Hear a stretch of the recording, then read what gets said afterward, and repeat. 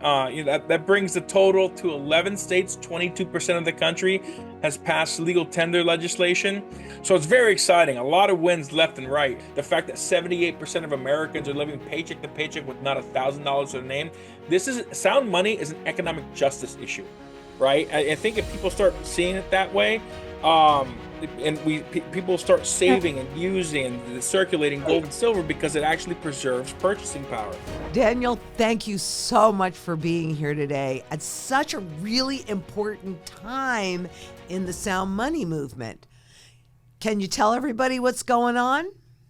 Yeah, absolutely. So we have, you've probably seen it in the news already, but we were able to get the two largest Republican states to make gold and silver legal tender, and put on the books as law, which was very exciting. That brings the total to 11 states. 22% of the country has passed legal tender legislation, and four states have made the electronic transfer of gold and silver as legal tender as well. So they've set up the system Excellent. so that it's not a cryptocurrency. It's just the regulatory framework for companies to transfer gold and silver electronically, like they've done for forever, part of the legal tender system. So it's very exciting. A lot of wins left and right, and especially in the last few years. And this year was phenomenal. It was like a grand slam. Do you think the momentum for getting sound money back in the system is there, or what are you feeling for that momentum? Yeah, right after Governor DeSantis signed the legislation in Florida, C4SM, we got calls from people around the world. I had a meeting with somebody in Ireland. I had somebody reach out to me from Germany, the UK, Australia, all wanting Oh, guidance on how to bring fabulous. sound money legislation to their countries. And it's extremely exciting here because I mean the sound money movement, we're just standing on the shoulders of giants. It's really started in 1971, and those who Yeah. came before us, before 2011, when the first state passed legal tender legislation, they're the ones that were banging, breaking down that wall. Ron Paul really Oh. crashed against the wall and shone a light on the Federal Reserve and the problem with the fiat economy.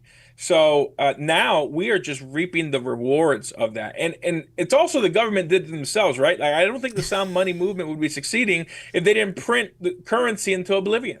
Oh yeah, I mean it's so easy to do this, and I just recently did a video on seigniorage and the fact that it costs them, 3 cents to print $1 and 9 cents. I don't know why it's more for the $100 bill than it is for the dollar bill, but 9 cents, and then they charge, $100, and the reality is the Fed is still losing money when they have that money monopoly and they get to print this for free. But that's not the case with gold. No, not at all. Gold is money. Silver is money. And I mean, I got a little tube of gold francs with me. I got a lot of since we last I was last on your show, a lot of collectibles. I've gotten a lot of stuff graded. So Fabulous. yeah, So yeah, I'm having a little absolutely. influence, right? Yeah, yeah. I got like five PCGS boxes, three NGC boxes. I just sent 35 more coins to get graded. So yeah. Awesome. Awesome.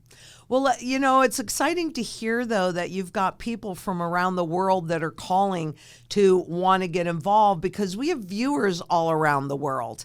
Yeah. And what can they do? I mean, talk to us about it. How can we help support? We've got to do this in a global way because it's a global issue. So how can Yeah. we support this global movement?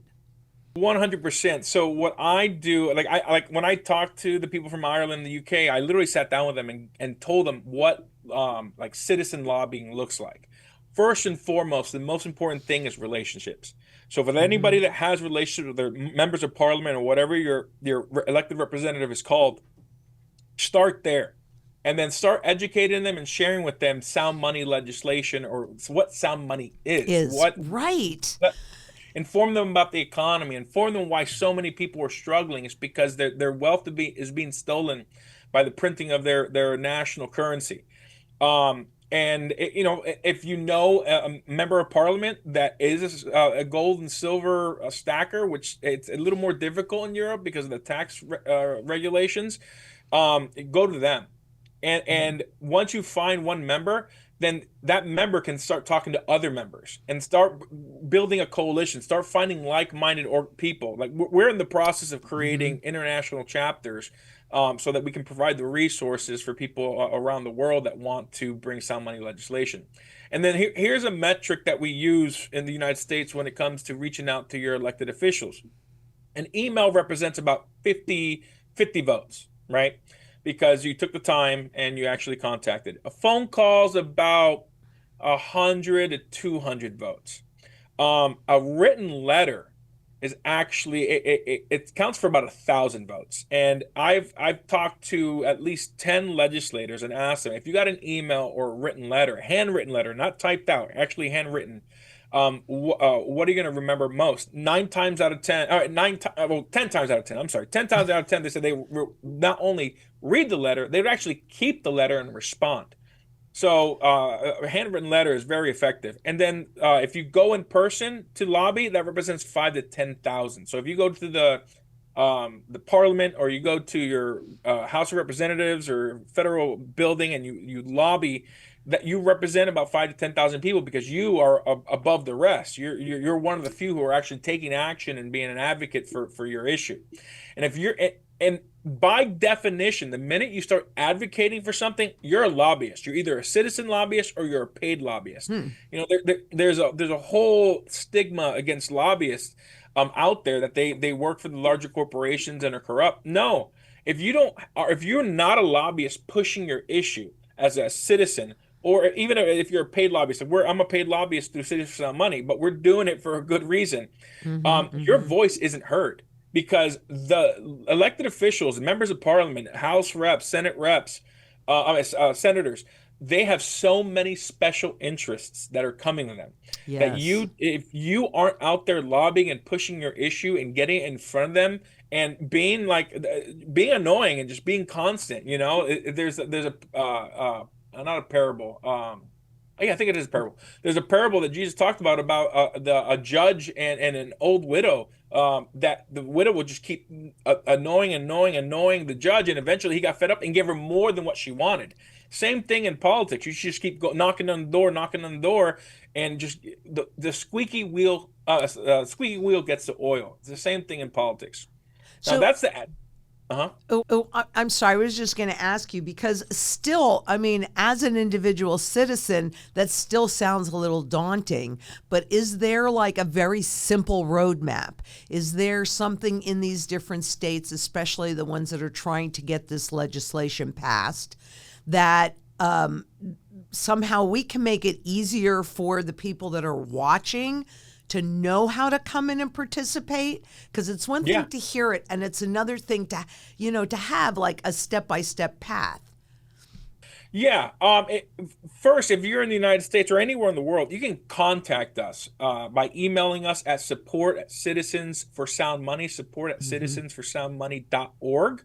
And we are actually having a strategy meeting on what states we're going to go to next. A big part of that and our strategy is states that have already tried to pass sound money legislation and our Mm-hmm. connections. If we have connections in a state, meaning that if you know a state rep or state senator who is a gold and silver advocate, then contact us and make an introduction. That is the easiest way, and then we can even train you on how to do lobbying. And people get afraid and scared Mm-hmm. about Mm-hmm. going to their elected officials. They're just like you and me. There's no difference. I mean, they're pastors, they're business owners. Most legislators are part-time legislators. They go for about 60 days, maybe 90 days, and then they even while they're in session, they still have a job, or a business that they're running. So they're just normal people. Don't feel like it's like they're monarchs or whatever. That's not the case. They're just regular common people. They're collected by the people, and because and the reason that they were elected by the people is they probably had good talking points. They're probably charismatic or whatnot, and they're just a normal Joe schmo. Like going back to Obama, having beer with him in a bar.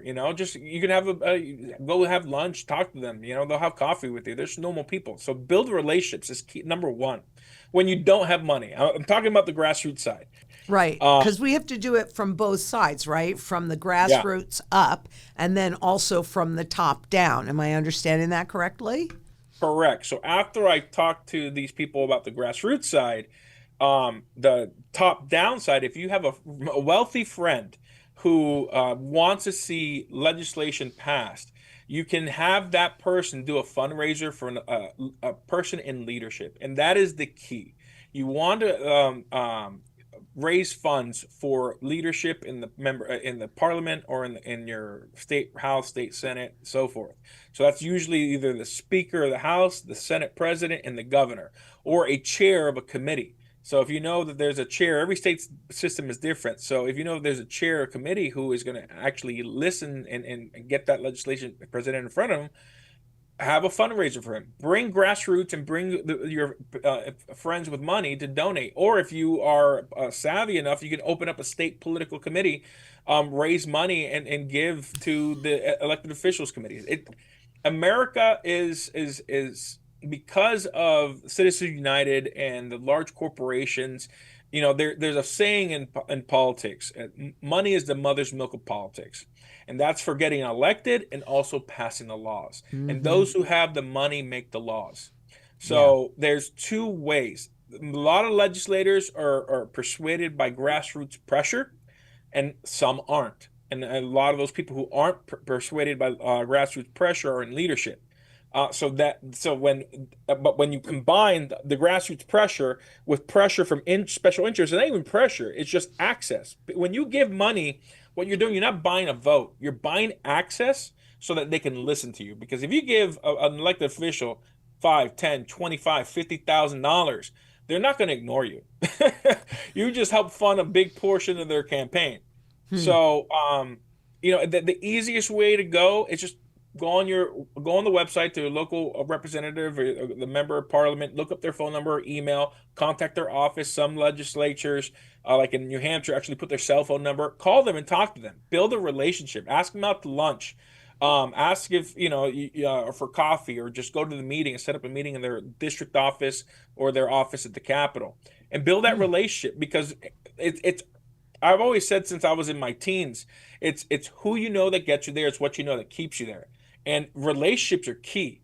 Yeah. So I would say if there's an easy thing to do, start building a relationship with your elected official, and start teaching them about sound money principles, the problem with the current economy, the fact that 78% of Americans are living paycheck to paycheck with not $1,000 to their name. This is sound money is an economic justice issue. And Yeah. economic Yeah. I justice, agree with that a yeah, 100 bazillion%. yeah, no, absolutely. So, I mean, if there's an easy path, build a relationship, and through that relationship, just keep your eyes open for networking. Keep your ear open to people they talk about or their friends, and start building a coalition that way. Build local coalitions of citizens, and then go in a group. Because if you have 5 people, that represents 25 to 50,000 people. So That's your voice matters. that. And I think that's what a lot of people think their voice does not matter. And it's intimidating, right? You're going to walk to the Capitol. It's intimidating. So I appreciate so much you bringing up the fact that, yeah, they're just normal people, just like you and I and everybody else. And, but I'm going to stop and ask you, because you and I both assume, well, sound money means it's solid money, blah, blah, blah. But a lot of people have no idea, because money is not really taught in schools. They don't want you to understand the system, so they just No. avoid it, and you're kind of out there swimming. So I'm going to ask you how you define sound money, just to make sure everybody is on the same page. I'm going to use the simplest definition, which is your 3 characteristics of money that most economists agree on. And I want to differentiate money from currency, because the Correct. third the third characteristic is what really differentiates it. So the first characteristic is very simple. It's a medium of exchange. Anything can be a medium of exchange. This little flashlight, my phone can be a medium of exchange, a pen, paper, anything, a Actually, cup. your talent is a medium of exchange, right? So we Exactly. work for that, for the Hmm. money, but we're bartering, right? Our Exactly. talent. Your economic energy. So your Hmm. talent, you exert economic energy, and your talent is your knowledge and your experience. So that everything kind of meets that. There's nothing special about medium exchange. The second one is similar. It's a unit of account, 100 pennies to a dollar, half an ounce of gold, a couple Bitcoins, whatever. Most things can be a unit of account. What differentiates money from currency is the third characteristic, a store of value.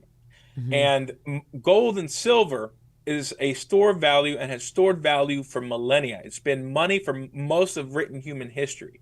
And the dollar, the yen, the euro, it is not money. It is not a store of value. Why? Because of inflation. Inflation is theft.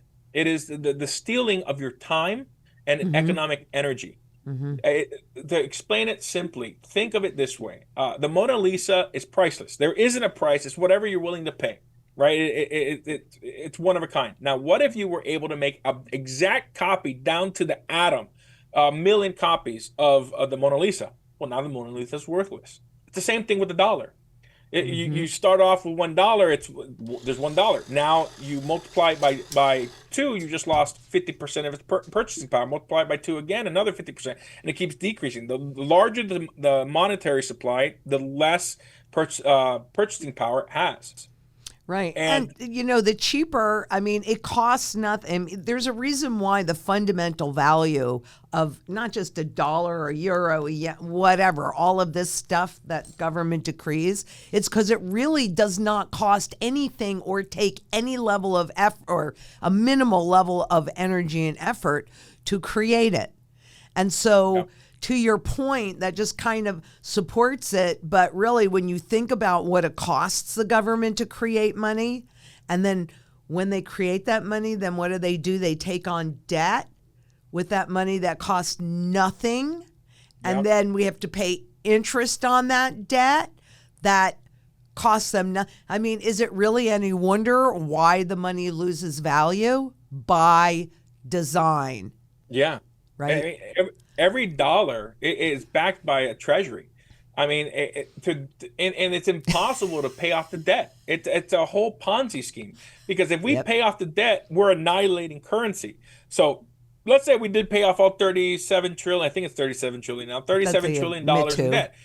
You still owe obligations on that debt. So if we annihilate all the currency, all the debt, we still owe money on that debt that we had. So there's not enough currency to pay off to pay off the total national debt because of the way the system works. It's a perpetual system that is meant to collapse. It's going to collapse upon its own weight, and I think it's happening. I think what's happening around the world, the macroeconomics, the fact that the BRICS nations are moving away from U.S. treasuries, every central bank is buying gold, even silver now.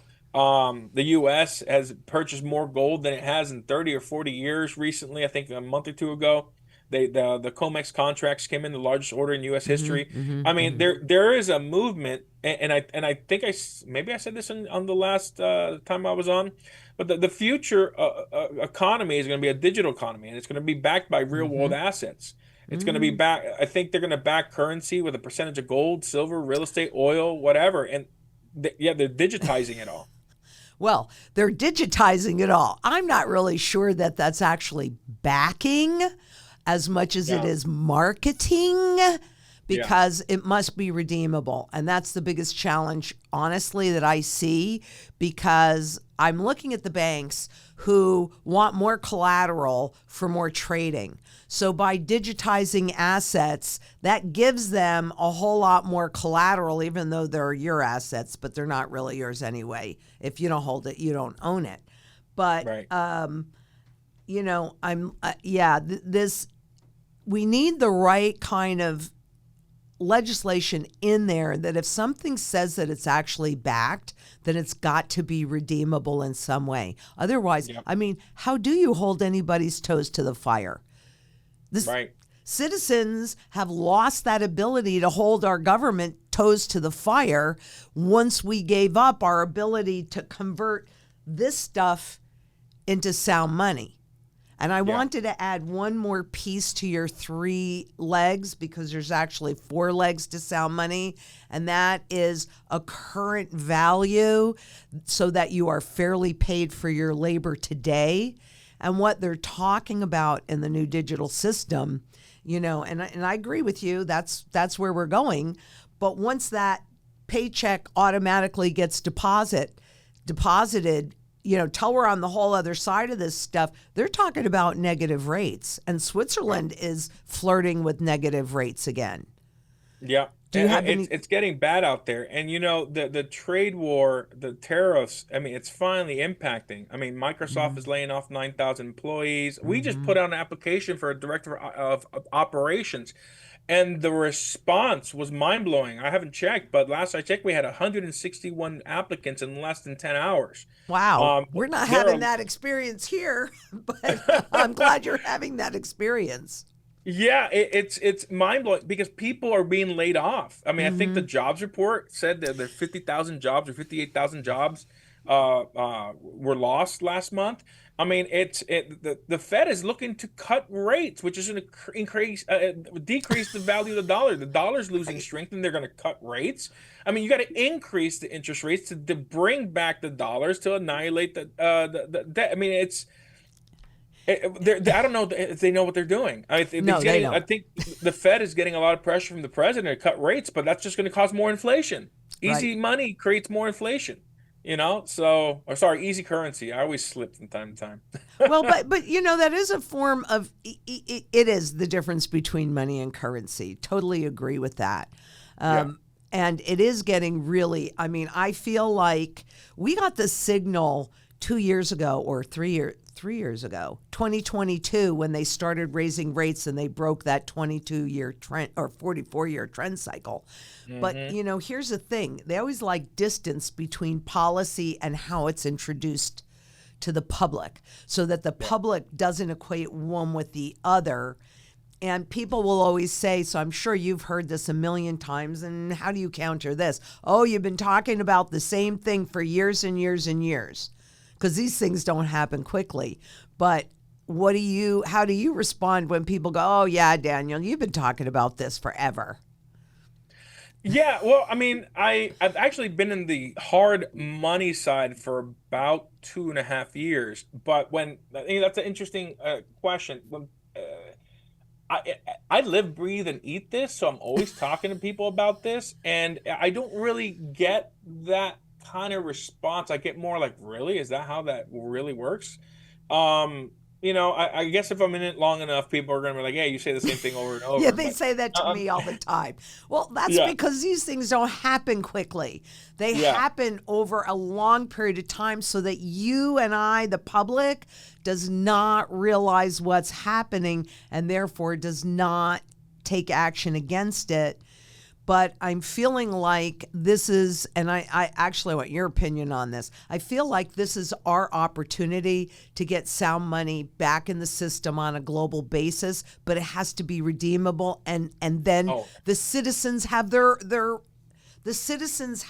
power back. Because if you yeah, don't like what's doing, you pull the gold out of the system. You yeah. vote with your wallet.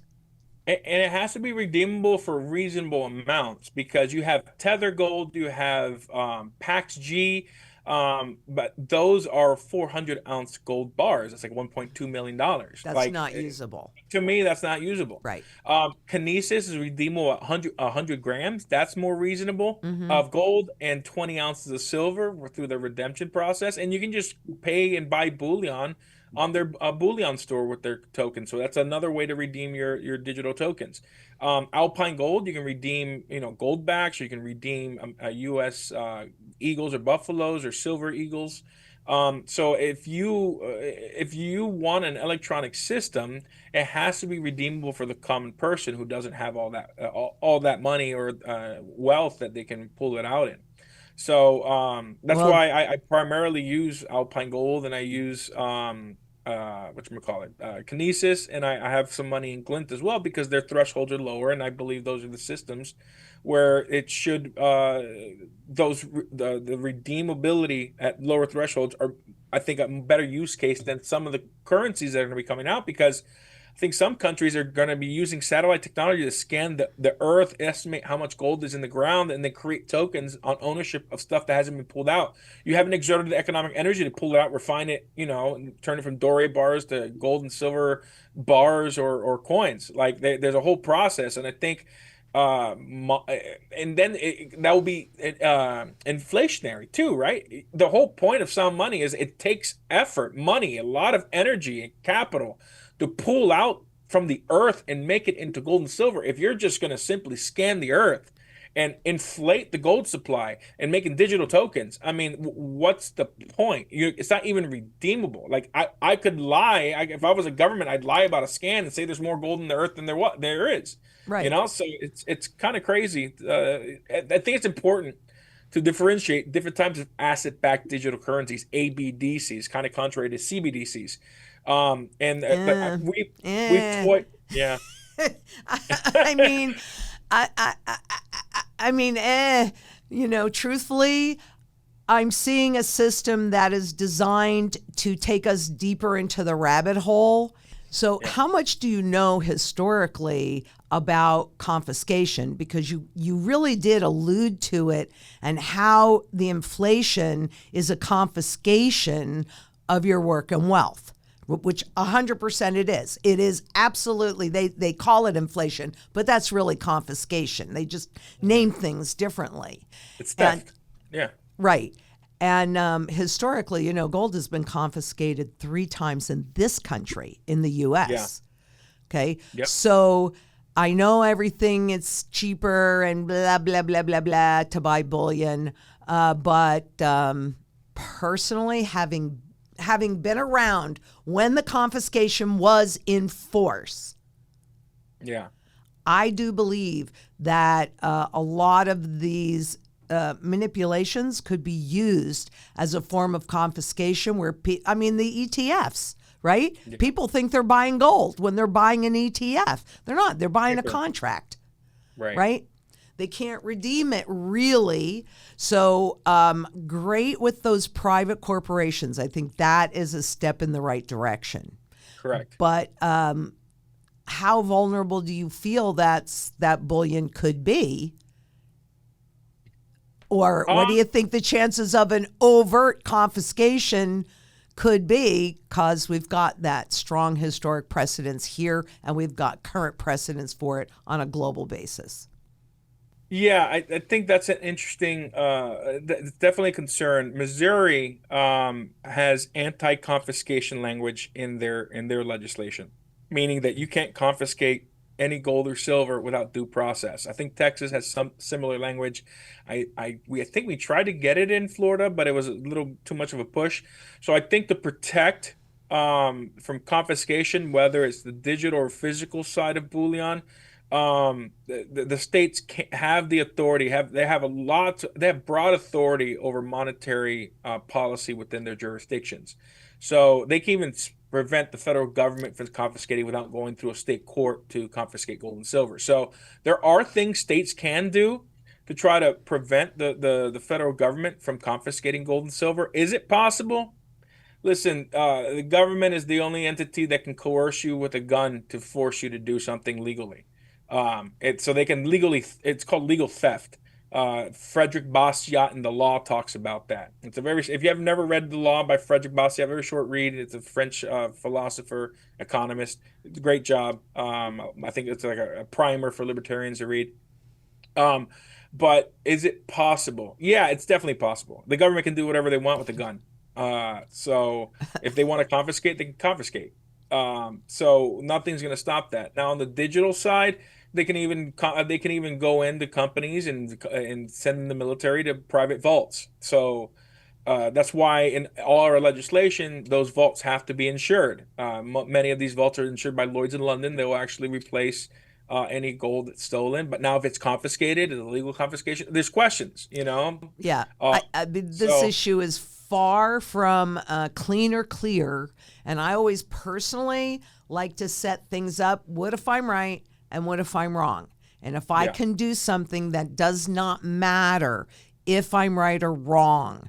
And so even in a gold portfolio, and for those people that are staunch bullion buyers, which I'm not, I definitely am not. But then again, I lived through it and I have personal experiences. And that's why you're getting all your coins slabbed, Yeah. actually. Yeah. Why are you doing that?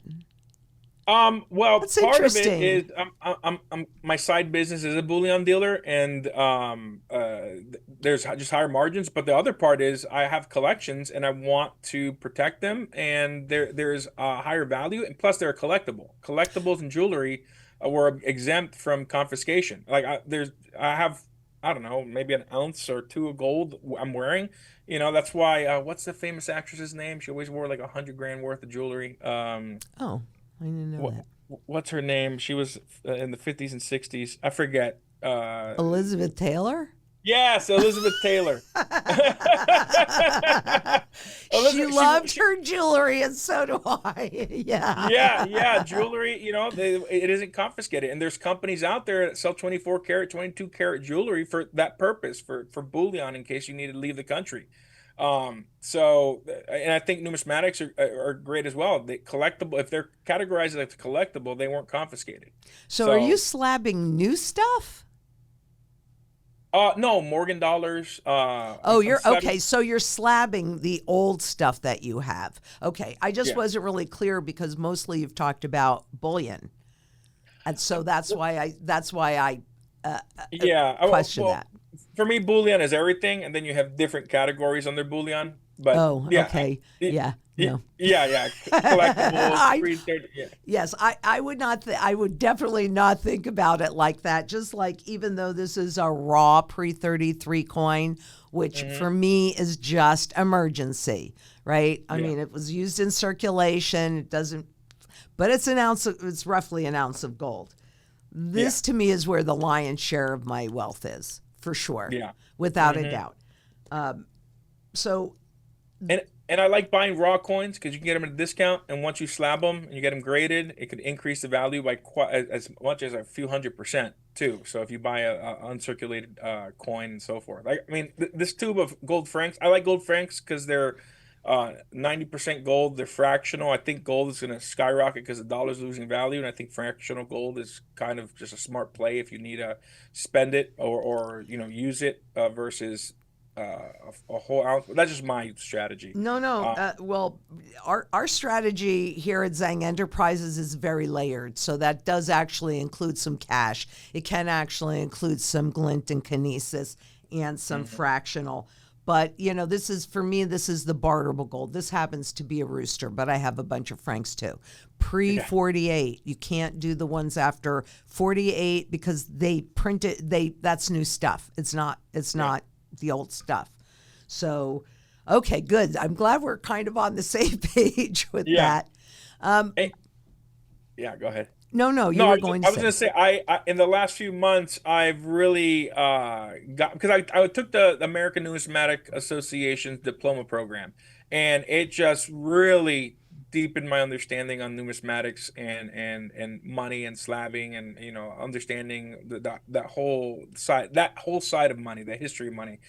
And I combined my passion for my faith with my passion for sound money, and my favorite pope actually was issued for 4 years before the Vatican was conquered by Italy, coins of the Latin Monetary Union. So I am collecting all the coins during his reign, during the Latin Monetary Union from 1866 to 1870, and I already have over 60% of the coins. The last few coins are pretty pricey, probably going to take the rest of my life to find because they don't really go on on sale often. But yeah, I got a bunch of papal state coins from Pius IX.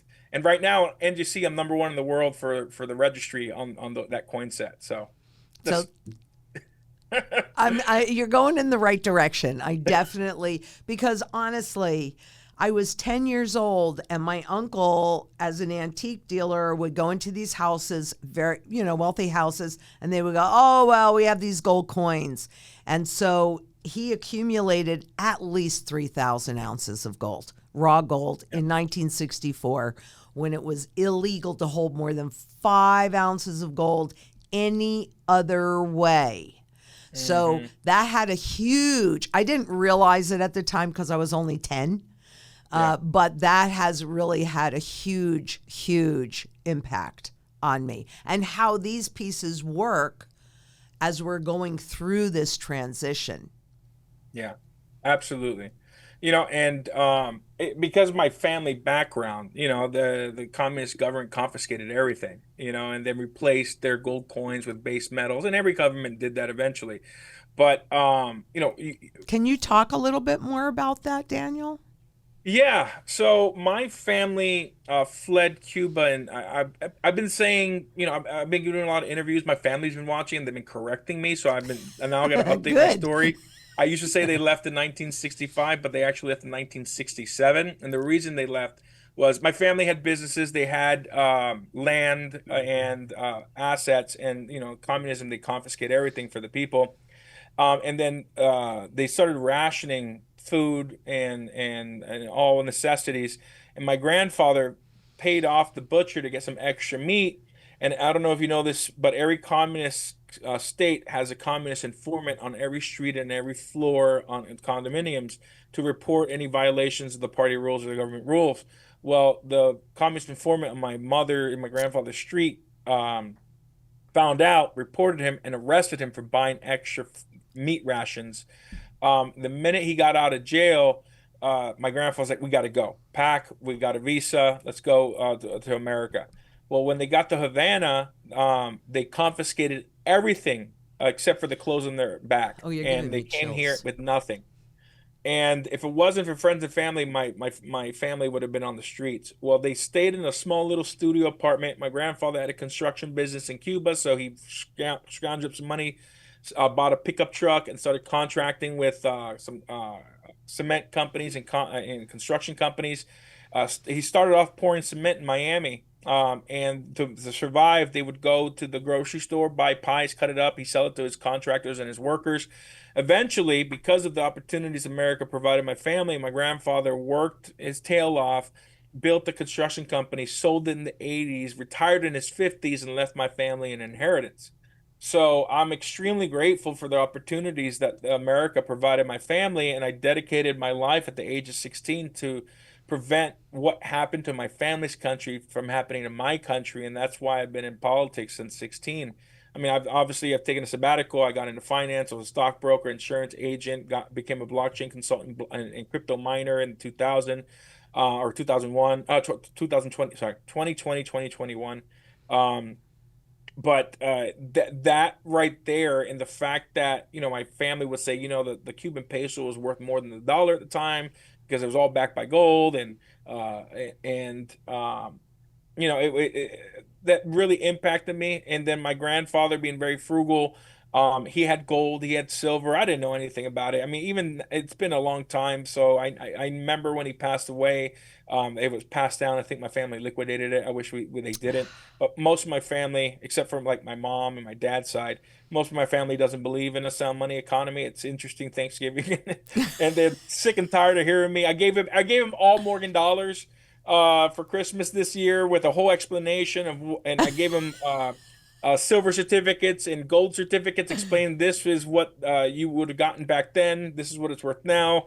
They're sick and tired of me talking about it. So I guess you can say they just don't want to hear it. They think that they know better because that's just how the world works. And that's unfortunately how most of the population is. They've only lived in a fiat economy. They don't know anything else. Right. That's why you're telling your story is so important because we all have a history. And I'll betcha that, just like you were able to reach back. I mean, I'm curious, do you think, well, I don't know because your grandfather's not here, but do you see any parallels between what happened in Cuba and what's happening? And it's not just happening in the US. I mean, it's really simple.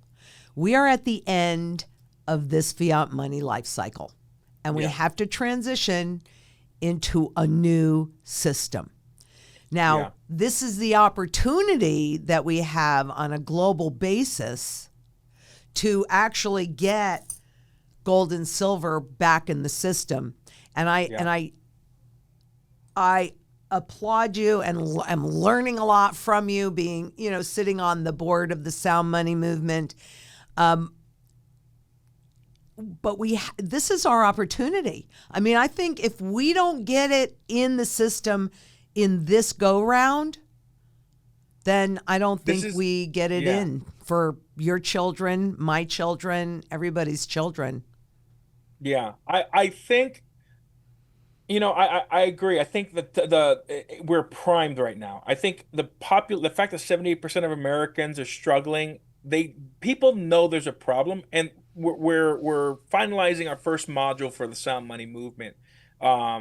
We should be putting that out there shortly. Free educational content on why the first module is why your paycheck isn't paying as much or isn't going as far as it did last year, right? And we go through that whole explanation. And people know there's a problem. They just they don't know why it's a problem. Mm-hmm. And they don't understand why their paycheck isn't going as far this year as it did last year and the year before. They don't understand inflation. It's purposely complicated. They made the system purposely complicated to confuse people. Yes. John Maynard Keynes is famous for saying not one man in a million will detect the theft of the printing the fiat currency. Mm-hmm. And it's just horrible. I mean, it's truly an economic justice issue. When I'm traveling the country and meeting 78-year-old women who are coming out of retirement so that they can eat driving Uber because their Social Security, their widow's Social Security, and their retirement doesn't pay. A 94-year-old woman telling me that she's 94 and a half years old and she's out spending her money. She told me to share her story next time I talk. Managers of hotels working 3 jobs. Those are just 3 examples of the 78% of Americans that are struggling paycheck to paycheck. Yeah. And it's unjust, right? Well, yeah, because, there is not a level playing field. And I don't think what I see in front of us is a level playing field. And we need to take that control back. If we just sit and allow this to happen, you got to understand doing nothing is a choice. Yeah. That is a choice. And nobody else is going to do it for you. And so for me personally, and I do this all the time, and I'll look in the mirror and I'll go, well, if not me, who? And if not now, when? Yeah. And I think that's what we all have to do is take that look, because we have a responsibility as humans on this planet to help other humans on this planet. Yeah. And I don't think there is a greater cause than making sure that the opportunities that your grandfather had, the opportunities that I've had, because of the time period that we were born in, right? Yeah. Mm-hmm. I look at my grandchildren and their ages, and they don't have the same opportunities, and that's not okay with me. Forget fairness. Life is not fair, right? But can we just sit back and allow more and more theft? Because now what they're really stealing is the future of our children. Yeah. More than half my life I've been fighting it, and I've dedicated my life to it. At first it was just political liberty and freedom, and I now realize that economic liberty and freedom is tied to personal liberty. Because if you have sound money, you're protecting yourself from the theft of government. And the theft of government isn't printing and inflation. So it's the only real way to protect yourself and to keep up with the theft. And that's why we need to get rid of capital gains at the federal level, because it's basically they're taxing us for the theft that they or the devaluation of the dollar. Did you ever, if you haven't, I'll send you this clip of Ron Paul in front of the Arizona Senate, a number of years ago. And he explained this system like so beautifully, because the government intentionally creates the inflation and then they tax that inflation. Yeah. Right? And so you see, and because the price of your house is going up so much, you're thinking, oh, isn't this great? Or the stock market or whatever it is, it's going up so much. But what people don't realize that it's really the dollar going down in value, and the government and the central bankers, in spite inspiring you. It's inflation is why you see these things going up because of all the money sloshing around in the system. Well, all the Yep. currency, to your earlier point, Yeah. sloshing around in the system. And we have a choice, you know? Yeah. I mean, we Absolutely. do. And that's what this whole movement's about. It isn't about overtly, it's not about destroying the Fed, right? It's like we're not trying to like pass a law like destroy the Fed. No, we're just giving people the option to create a parallel economy, a sound money economy alongside the theft economy, right? I think if people start seeing it that way, and people start Okay. saving and using and circulating Right. gold and silver because it actually preserves purchasing power. If they put their money in the bank, it's losing purchasing power. So I mean, ultimately, I think that we need to end the Fed, as Ron Paul said, but it isn't like we're going out there and telling legislators, let's do this to end the Fed. No, it's really an economic justice issue, and it's about giving people the option. You know, people love options, and people want to learn why they're struggling, and we are Right. presenting the solution. We're identifying the problem with the legislators, and we're presenting the solution. Yeah, because how many times can you be lied to when you do not know the truth? Right. Right? Yeah. So education is a huge key. And this is a great point. But what else do you want to impart to our viewers while you have the time? And then I want you to tell everybody, and we'll, of course, all of this will be down in the link anyway. But what would you like people to know? So the good thing that Florida and Texas did was they made gold and silver legal tender and it's law. But there is an issue with Texas and Florida specifically, and it started in Florida. When we were lobbying and working with the Senate staff that were drafting the legislation, we're coming down to the wire. We only had like 24, 48 hours to get it into the House to pass the last committee in the House.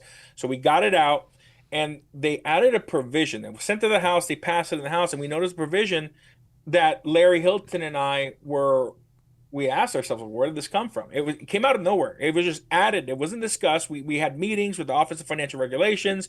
We had meetings with all the stakeholders from the sound money movement and the industry, and they just added the provision. And the provision initially said, for it to qualify as legal tender, it can't have no person or governmental entity can create a gold coin or silver coin with any design or marks except for the weight and purity of the metal. And well, Hmm. we told them like if you know anything about the industry, there isn't a single bullion product unless it's a home poured slab or something that you stamp it yourself. The industry, everything has a design or something or the mint mark at the minimum. So we even told them, listen, if this passes as is, even the gold and silver in the electronic transfer system won't be legal tender. Nothing will be legal tender. Only U.S. minted coin. Hmm. So there was some pushback on that, and long story short, they came back with a change, and all they added mint mark. So now the law says that if to qualify as legal tender, it can only have the mint mark, weight, and purity, but they added more verbiage, and the verbiage says no other designs or other information. I missed that initially. So with the mint mark, weight, and purity, now you have bars. Now the bars in the system work, but then um, um, Adam Trexler from Valorum pointed out, it's like, well, other information is serial numbers. It's explicit. You can't even have serial numbers in Hmm. Florida otherwise it won't be considered legal tender. So they completely nullified the main purpose of the bill, which is not a big problem because the law doesn't go into effect until July 1st. So we have time in Florida to change it. But here's where Texas kind of messed up. I don't know how it happened. Somehow the Senate heard about the Florida legislation. Maybe they heard it was the model or it's the best legislation that is passing this year. And they took that exact provision and put it in Texas. So nothing is legal Hmm. tender in Texas either. And since Texas only meets every other year, for 2 years, they have a legal tender law that has no teeth. It makes nothing legal tender unless the governor calls a special session to change the law. Just like we're going to be working during committee weeks this year and before session for Florida to change that portion of the law before it takes an effect. You know, Texas should needs to do that too. So if your listeners are watching and they're in Florida and Texas, even if they're not in Florida, Texas, start calling your legislators and start calling the sponsors of the bill. I know Representative DeRazio knows it's an issue. I talked to his legislative aide. They knew it was an issue. But the mindset of Representative DeRazio was, look, this is my fourth year trying this. I'd rather get it on the books than not have anything. Right. And that's kind of Mm-hmm. where you have to be when you're a legislator. There's a Mm-hmm. lot of things people don't know, about the process. Lots of dynamics within the legislature, special interest, even personality conflicts. Sometimes the entire legislation is killed because of personality conflicts, like it was in Missouri for the first 2 years they tried to pass the Constitutional Money Act. It was because of the sponsor. People hated the sponsor. So that is what I would tell your audience.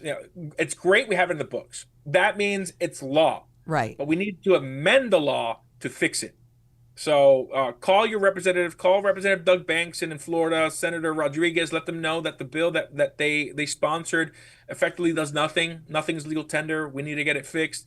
Reach out to Representative DeRazio and Senator Hughes, I think is the senator in Texas. Let them know. They already know, but they need to hear your voice. So I think that's the only thing I would want to add, other than reaching out to us and going to our website, following us on Twitter or X now, at For Sound Money, the at symbol For Sound Money. Follow us on X. That's where we communicate mostly in social media, and then follow us on our other platforms. We're on Facebook and Instagram, but we just basically copy over whatever we put on X there, and then go to our website and join and become a Pioneer member. Mm-hmm. Support the mission, because the work that we're doing is it's so much more So important important. than you realize. It's literally about freedom, and we're trying to bring Yeah. economic freedom and personal liberty and freedom through the monetary system back to the people. So you mentioned earlier, I think that's perfect, but you mentioned earlier that a handwritten letter is more powerful.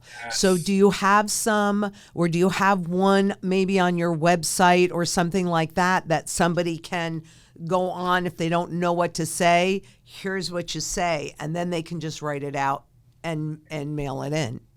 Yeah, so legislators, when they see the same language, whether it's an email or letters, it doesn't have as much of an impact. So you say it in your own language, because they need to see it and not as a campaign where we give you the language. It needs to come from your own words and your own language and your own style for it to be impactful. Because look, I walked into the legislators where they have handwritten letters on their wall. They really appreciate those handwritten letters, and they represent 1,000 votes.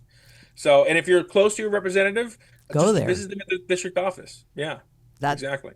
that very, very wise words, and thank you so much for being here. I'm not going to hold you anymore because I know you've got other meetings and it's a busy day, but I think that this has been really informative. Thank you so much. Absolutely. And thank you for having me on. I'm looking forward to coming on again. Absolutely. And I hope that you got as much out of this as I did. And let's start writing those letters. Let's go and visit our legislators. Let's get involved, because if not you, who? And if not now, when? Yeah. It's you, and this is the time. And until next we meet, please be safe out there. Bye-bye.